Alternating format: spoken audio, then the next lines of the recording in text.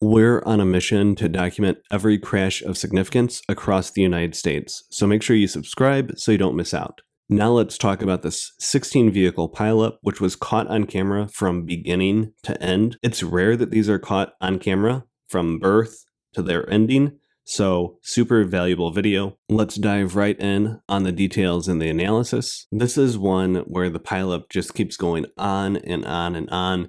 This is rural Iowa. So there is it does take a bit of time for first responders to arrive on scene. You've got a curve on I-80 here. So the cars coming into the scene are just really unaware of what they're about to encounter. This past Sunday, there was a massive 16 vehicle pileup crash on the westbound lanes of Interstate 80 in Iowa City, Iowa. This is the start of the incident. IDOT camera seems to suggest that it starts with a semi jackknifing across all lanes of traffic.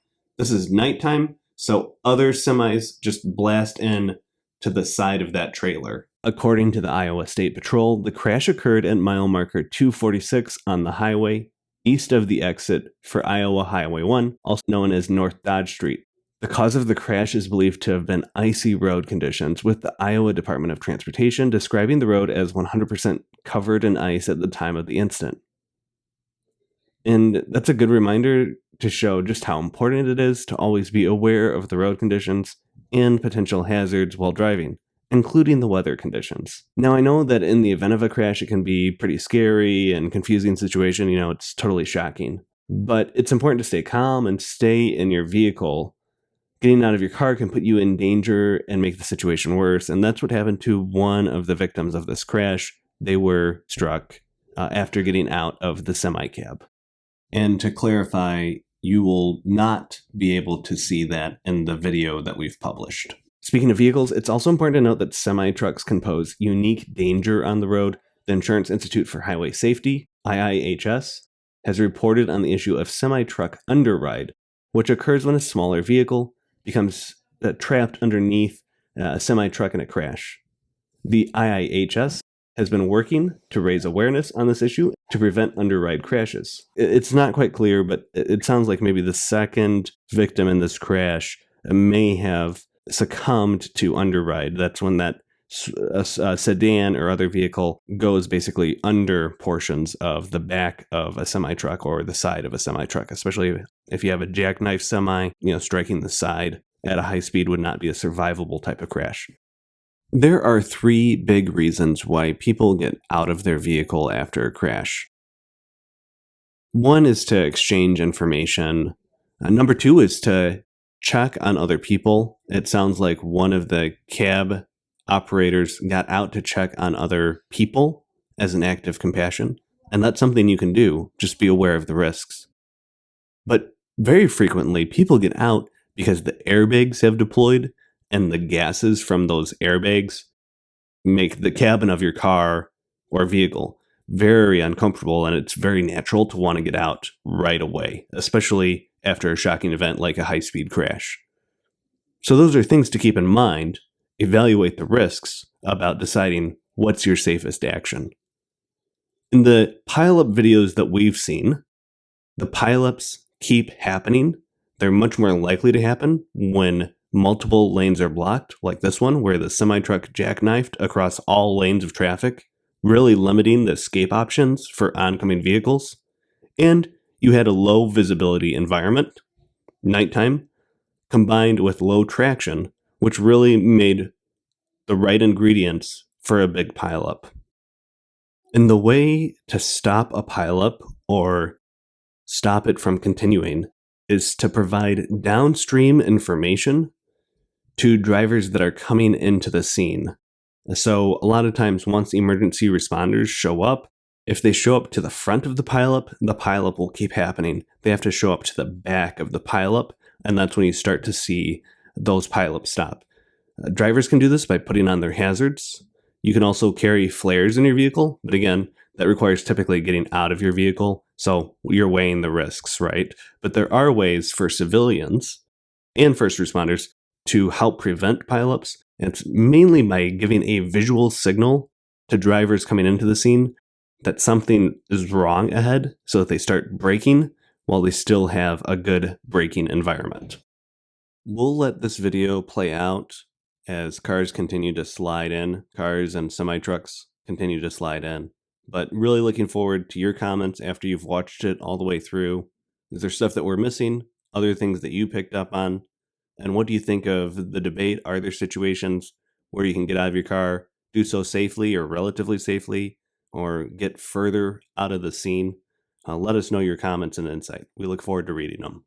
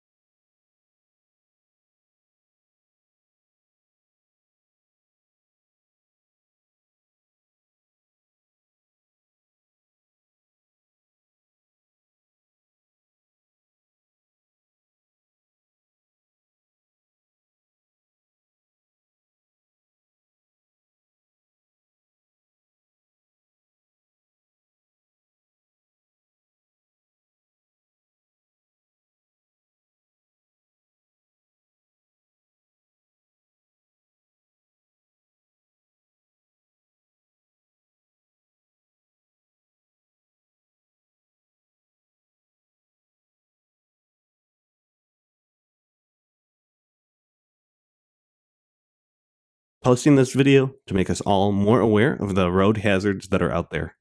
Good luck and be safe.